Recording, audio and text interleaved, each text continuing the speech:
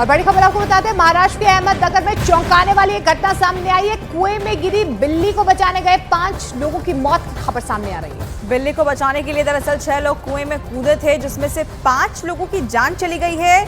ये मामला वहां से सामने आया है। बड़ी खबर आपको बता रहे हैं, महाराष्ट्र के अहमदनगर से 5 लोगों की मौत हुई और मौत का कारण बताया जा रहा है कि वो कुएं में दरअसल एक बिल्ली को बचाने के लिए उतरे थे। कुल 6 लोग उतरे थे, कुएं के अंदर कूदे थे, जिसमें से 5 लोगों की जान चली गई है। महाराष्ट्र के अहमदनगर की यह घटना।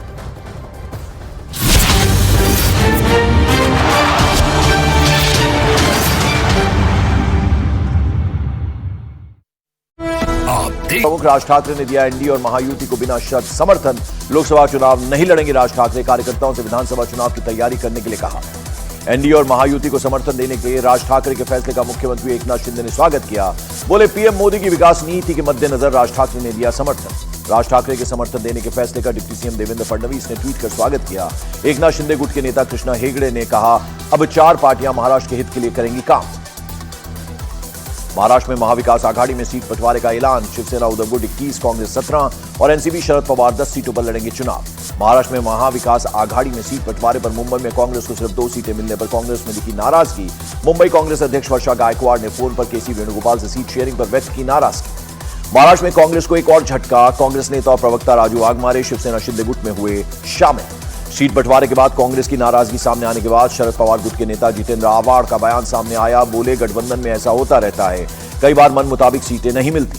उत्तर प्रदेश के गौतम बुद्ध नगर से बीजेपी उम्मीदवार महेश शर्मा ने न्यूज 18 इंडिया से बातचीत में किया जीत का बड़ा दावा। कहा, विपक्षी दल सिर्फ रस्म अदायगी के लिए चुनाव लड़ रहे हैं। गौतम बुद्ध नगर से बीजेपी उम्मीदवार महेश शर्मा पर समाजवादी पार्टी के उम्मीदवार महेंद्र नागर का पलटवार।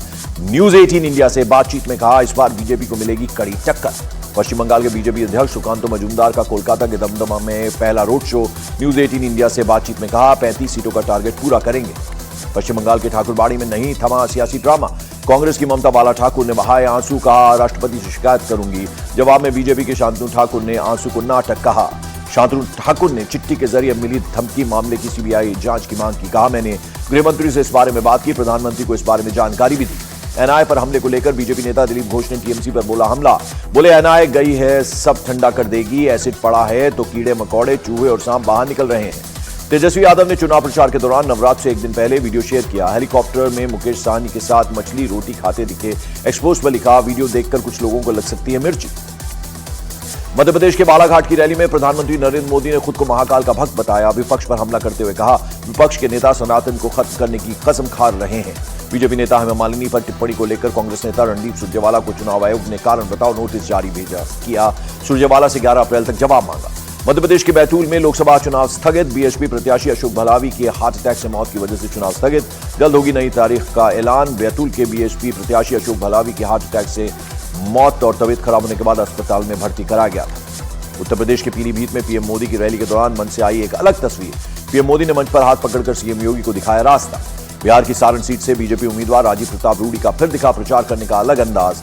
मढ़ौरा के नहरपुर में राजीव प्रताप रूडी